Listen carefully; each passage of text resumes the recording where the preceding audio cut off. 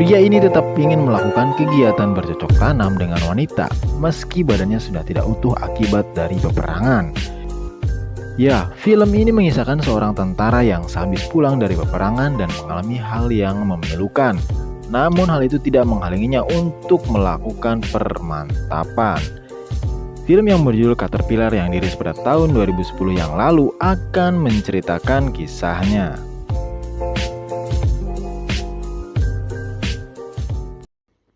Film ini berlatar belakang saat Perang Dunia Kedua. Jepang sedang berperang dengan negara lain. Banyak di antara mereka yang tidak berhasil pulang atau tidak selamat. Meski mereka selamat, biasanya mereka yang berperang kemungkinan akan pulang dalam kondisi cacat. Sama halnya dengan pria yang satu ini. Seorang pria kita panggil saja Depa. Pulang diantarkan oleh militer ke rumah dan disambut oleh istri, saudara laki-laki, dan ayahnya. Namun sayangnya, sang istri yang bernama Aisyah terlihat sangat marah dan tak bisa menerima keadaan suaminya yang ternyata hanya tinggal setengah badan. Kaki dan tangannya tiada akibat perang. Kondisi ini tentu saja tidak diinginkan oleh Depa dan Aisyah. Beberapa kerabat datang ke rumah untuk menjenguknya. Mereka memberikan semangat dan beberapa barang untuk Aisyah sebagai bentuk simpati. Depa ini adalah salah satu anggota militer yang disegani di medan perang. Bahkan, dia mendapatkan julukan sebagai dewa perang. Dirinya lincah dan bahkan sangat agresif dalam menghadapi musuh. Kepulangan yang cacat menjadi tugas berat bagi si Aisyah untuk merawatnya. Apalagi Depa yang juga mengalami masalah dalam pendengaran dan kesulitan untuk berbicara.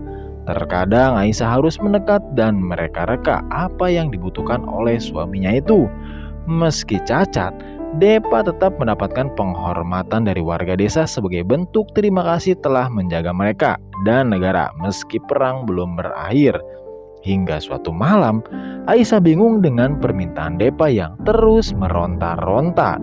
Ternyata dia minta begituan. Ya, begituan. Dan mau tidak mau Aisyah memberikannya. Meski rasanya aneh, Aisyah terus melanjutkan pekerjaannya menjadi seorang petani di sawah. Dan kala itu dia pulang telat, belum memberikan makan dan belum memandikan sang suami. Sesekali Depa minta diperlihatkan koran tentang dirinya saat menjadi anggota militer yang tangguh. Dan itu membuat Aisyah agak sedih. Perlahan-lahan Depa udah mulai terbiasa dengan kondisinya. Ketika dia ingin sesuatu, dia akan menuliskan itu pada sebuah kertas. Meski tulisannya amburadul, namun Aisyah tahu apa maksudnya dan ternyata dia minta bercocok tanam lagi. Sepertinya Depa ini pas lagi utuh suka bercocok tanam. Hampir setiap hari ketika Aisyah habis pulang dari sawah, dia minta itu terus.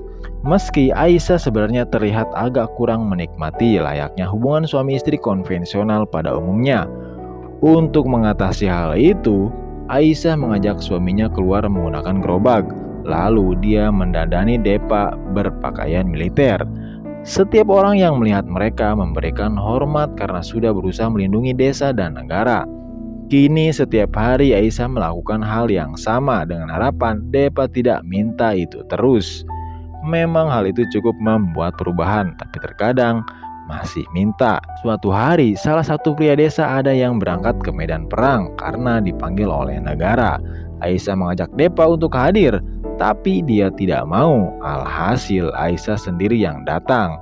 Karena hal itu juga Aisyah jadi kesal. Malam itu ketika Depa ngajak lagi, Aisyah marah dan kesal. Sejak itu Aisyah jadi lebih banyak kesalnya dibanding senyumnya. Waduh, gak boleh begitu Aisyah.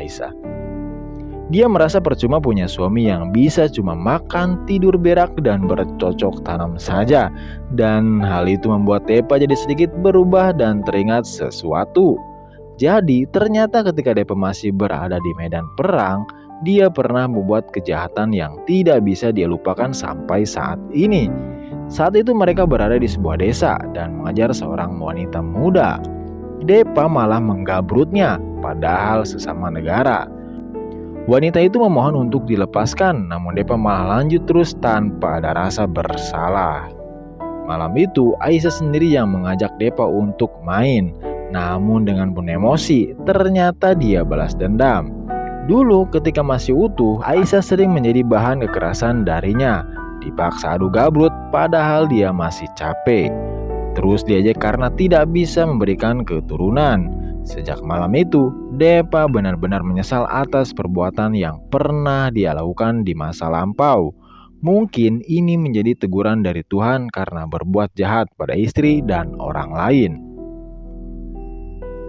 Singkat cerita, beberapa minggu kemudian saudara laki-laki Depa bersiap pergi ke medan perang karena dia dipanggil oleh negara. Jepang mendapatkan serangan bom Hiroshima dan Nagasaki. Dan beberapa tahun kemudian, Jepang dinyatakan merdeka. Perang telah usai, orang-orang bersukacita termasuk Aisyah.